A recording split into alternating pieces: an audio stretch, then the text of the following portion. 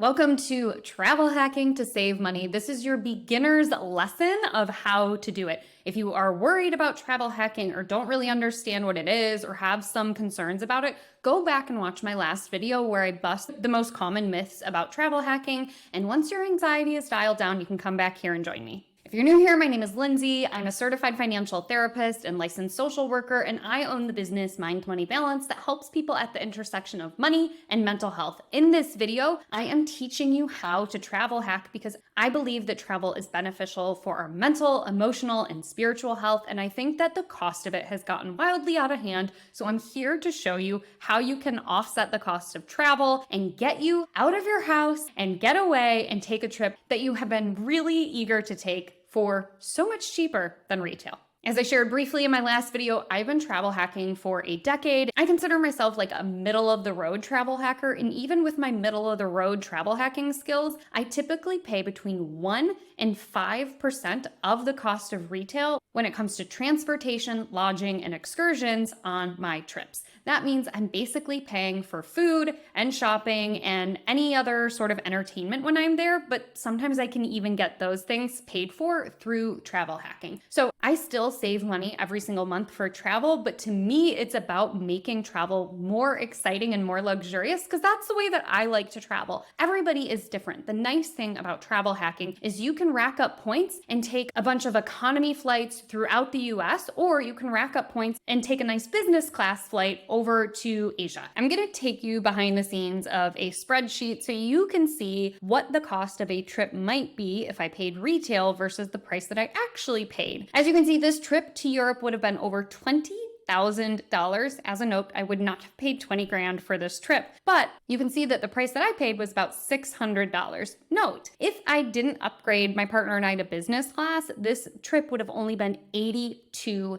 As you can see, I care much less about getting the best redemption for my points, and I care much more about making sure that I actually use those points and take these types of trips. When it comes to the price paid, some of those things are taxes, some of those things are fees, but as you can see, they're pretty nominal fees compared to what you would pay if you were paying out of pocket for a trip like this. There is no one right way to do it, but in this video, I'm going to teach you the basics, get you set up so you can get started. Before we get into anything, I want you to go check your credit score and check your credit report. Checking your credit score is going to be important because the best types of rewards cards are going to be for people who already have a good, very good, or excellent credit. So you need a credit score of at least 670 to get some of these rewards, but really you're going to want to be closer to the 720 to 740 range to get the best offers. If you're starting out below there, you might want to start by building up your credit first before you get into travel hacking. If you don't know where to get your credit score, many credit card issuers now will provide it to you in your dashboard every single month, so you can log in and find it there. If you don't have access to your credit score through your credit card, you can sign up for a free service like Credit Sesame or Credit Karma that will tell you what your credit score is, and both of those services are pretty neat because they'll tell you what you're doing right now that is helping your credit score and what is not helping your credit score. The reason you're going to want to check out your credit report is to make sure that nobody has hacked in and stolen your identity and that any of the credit cards or loans that are on that credit report are actually yours. You also want to make sure there are no mistakes, meaning you want to make sure that you haven't been dinged for a late payment when you actually pay all of your bills in full and on time.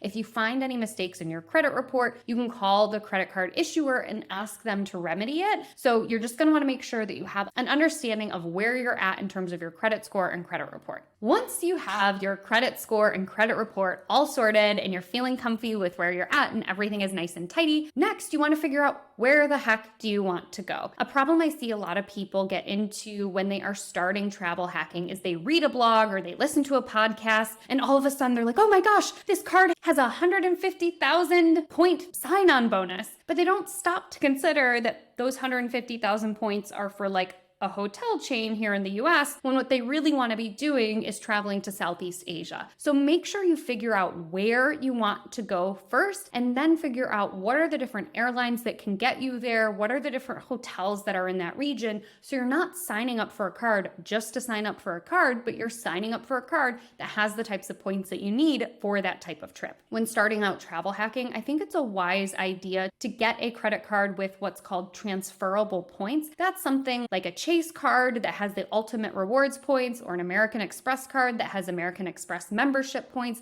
And the nice things about these points is you can use them within the respective portals to book travel, but you usually get a much better value when you transfer the points to their travel partners. So if you have an idea of where you want to go, but maybe you don't totally have it nailed down yet, then I think getting something with flexible points makes a lot of sense. But if you do know where you want to go, say you're in Chicago and that's the airline you're going to be flying out of, and you want to get to Denver, you can see that United offers a lot of flights. So you might want to look for a United branded credit card. Let's say you're in Chicago and you want to go to Madrid. When you look at how to get to Madrid, you can see that Iberia and British Airways have flights there. So you're going to want to find a credit card that transfers to Iberia and British Airways. Good news, the Chase Sapphire card lists both Iberia and British Airways as transfer partners, so that could be a good card for you. Once you have an idea of where you want to go, then you're going to want to hone in on the type of card that meets your travel goals and your personal travel style. Do you care more about being loyal to a particular hotel or airline, or does having flexible points, like I mentioned earlier, feel more comfortable to you? If your goal is to travel to South America, then getting an airline card with good sign-up bonus that doesn't leave the US doesn't make a ton of sense, right? Also consider, what is your household spending plan? What do you typically spend every single month? And what type of sign-on bonus requirement could your household meet without overextending yourself? Typically, in order to get that big stash of rewards bonus points, you're going to be spending somewhere between $1,000 and $4,000 over the course of 3 months. So make sure that your household is already regularly spending that and you're regularly paying for those things in full and on time. And then you'll know that that type of card is a card that you can get and get that sign-on bonus. When I said travel style, also think about the different types of perks you'll use. Are you the type of person who uses a lot of ride shares like Uber or Lyft? Then you might want to look for a card that offers monthly ride share credits. If you hate waiting in the security line, you might want to find a card that provides you with a credit for TSA pre-check. Similarly, if you don't want to wait in the immigration line and you're traveling internationally, you might want to find a card that covers global entry or gives you access to airport lounges. These are all perks that we don't often think of that many of these rewards cards offer. Once you have figured out where you want to go, the type of points that you want, the perks that actually matter to you, then as I mentioned, then you're going to want to make sure you meet that minimum spend within that required time frame. The way that I usually do this, I'm in a 2-person household, so I'm usually able to get an authorized credit card. And what I will do when we're working on meeting a minimum spend is I have my card, they have their card that's tied to the same account, and we only use that credit card until we meet the minimum spend. I'm less concerned about getting 2x miles on dining or 4x miles on gas and switching out my cards all the time. If I'm working on hitting a minimum spend, I just put everything on that card until I know that my household has hit that minimum spend, and then I might switch back to our regular workhorse credit card. That's what I like to do. And then redeem your points, rinse and repeat. You can redeem your points by booking directly through the travel portal. Usually those redemptions aren't quite as good. There are usually sweet spots or transfer partners where you can get more value out of the points than you can through the travel portal.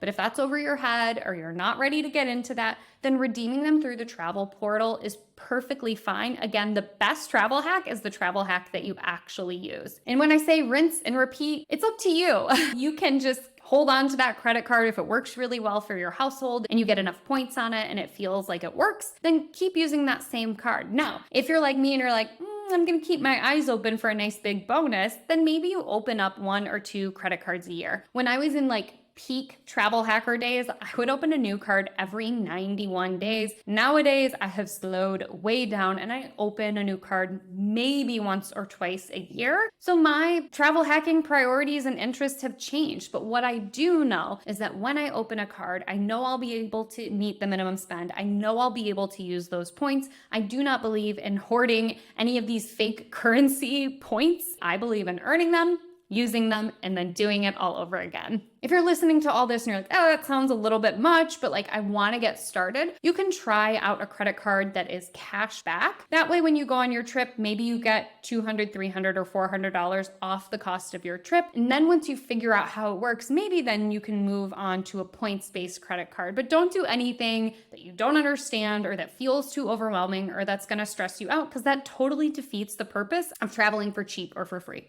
If you've ever travel hacked, pop down below your favorite redemption or a place that you've gone or a vacation that you took that you just wouldn't have been able to take in the way that you did without points and miles, so we can see how it works. I'm just an example, but there are many different ways that you can travel hack.